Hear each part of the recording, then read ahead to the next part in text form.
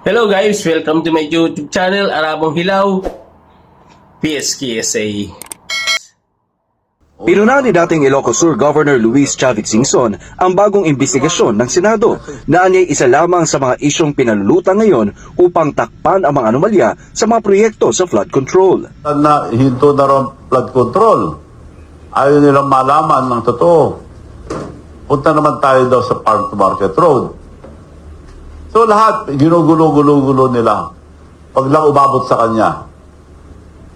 Kinestyon din ni Singson kung bakit biglang lumabas ang issue ng umunoy anomalya sa Farm to Market Road projects matapos niyang manawagan kay Pangulong Ferdinand Bongbong Marcos Jr. na imbestigahan ang sariling probinsya nito.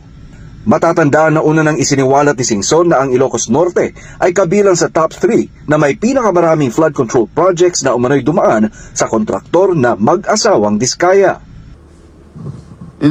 Siya naglabas.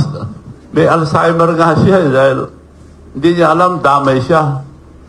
Sila ang target, third biggest beneficiary of the Diskaya. Paano nakakuha si Diskaya ng 31 billion in 3 years na term ni BBM?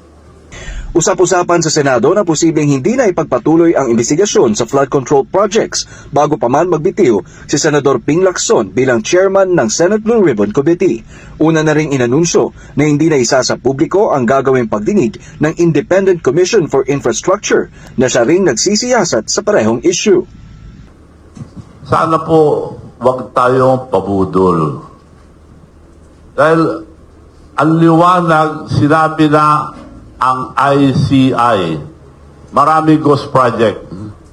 Bakit tayo pupunta sa Farm Market Road?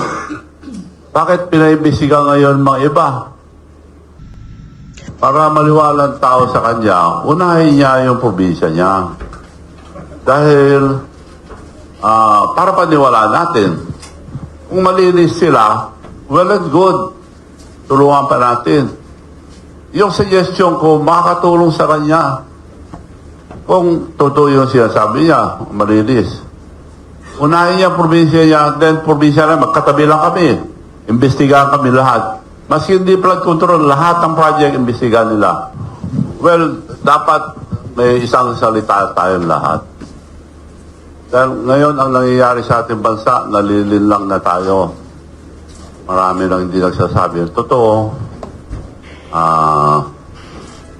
gumagamit ng mga nababayaran at hindi po maganda yun, wala tayong pupuntahan.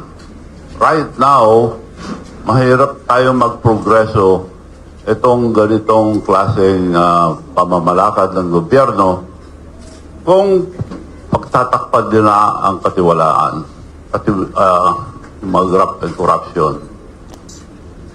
Wala ang nangyayari na ngayon, hihinto na yung investigasyon. Puro divert na yung issue. Marami nagsasabi, this is the biggest scam ever. At it was proven already. Ghost project. Ang dami pong ghost project. Ako, tutulungan ko nga si President Marcos to show, being the president, he should show transparency, accountability, honesty, para maniwala ng tao.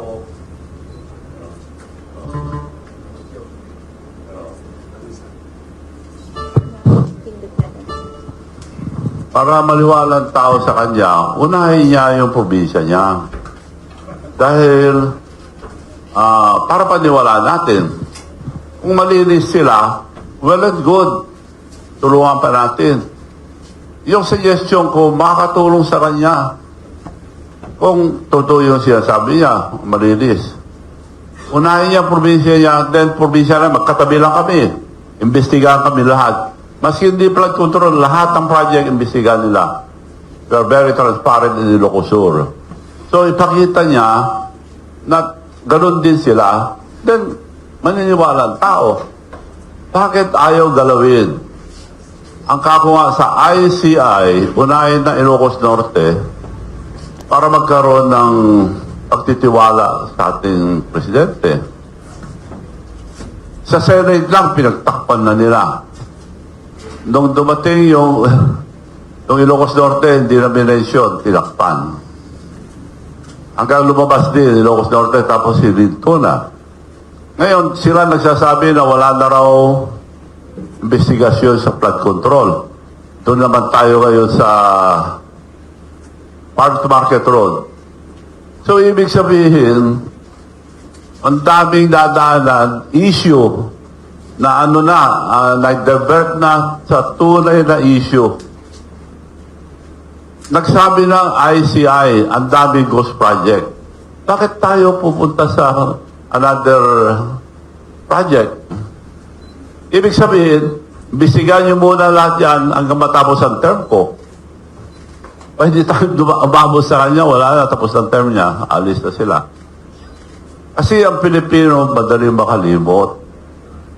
So, paalala ko lang sa ating kababayan, yung nangyari sa parents nila, napatalsik, napaalis, due to graft and corruption. Nakakaya nga, nasa Guinness Book of Records. Ang tatay nila ang sama pangalan. Akala ko lilinisin na nila nung inimbita ko na tumulong sa pagtakbo niya sa vice presidency. Ako lang nagsabi na presidente muna, pag nag-fight, but at that time wala tatalo kay Inday Sara. So ako lang nagsabi na presidente muna, pero pag nag-file si Sara, you have to slide down. I have the leverage to talk to Sara. Ikaw ang vice. Protected ka na. Palakpakan pa yung mga leaders. Sabi niya, thank you, Manong. Yun lang. So all the way, tinulungan ko. Pera, lahat, nagkakawa ng kontribusyon. So, nakalimutan ako, okay lang. Wala akong samaan loob doon. Parang ganyan ang buhay eh. Kaya lang may Alzheimer ka ako dahil nakalimutan na nga eh. Of course, tumulong ako. Eh di, yung mga mayors naman, maraming problema bawat there are 1,500 municipalities. Halos lahat na siyempre sasabihin nila ang mga problema nila. So, gusto ko man dalhin na, wala na. So, nagtataka kami lahat, okay lang, wala tayong magawa kung yun ang gusto nila. Pinagkantay ako ng pinagkantay for 3 years. Antay ka lang, antay. Hanggang naging anti-Marcos na ako. So, yun po ang nangyari. Sana po, wag tayong pabudol. Dahil, ang liwanag, sinabi na ang ICI, maraming ghost project. Bakit tayo pupunta sa Farm Market Road? Bakit pinaibisigan ngayon mga iba? Hindi naman po tayo gago lahat ng mga Pilipino.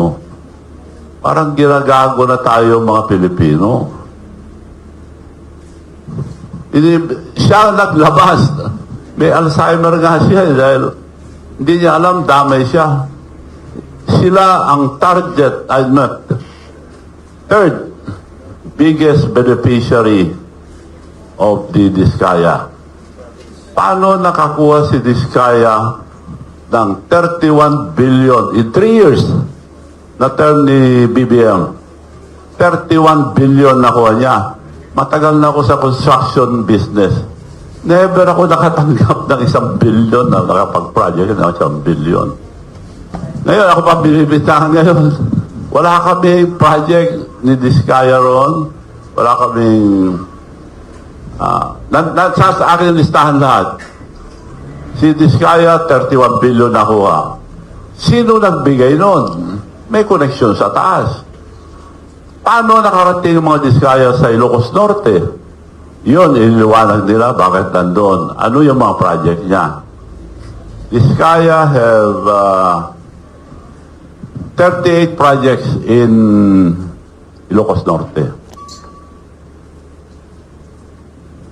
Ipakita nila yung mga project nila doon, then we should believe him. Ngayon, dinay-divert na. Ang nangyayari ngayon, diversionary tactic.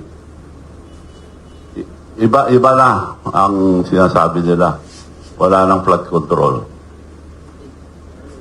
So, yun ang sitwasyon natin ngayon. Ano mangyayari sa ating bansa? Wala nang progress yan. Bumagsak ng ekonomiya natin. Wala nang progress. Retrogression na, retrogress. Hindi progress. Ibig sabihin, kabaliktaran ng progress. So, yun po mangyayari sa atin. Kung di nila ayusin.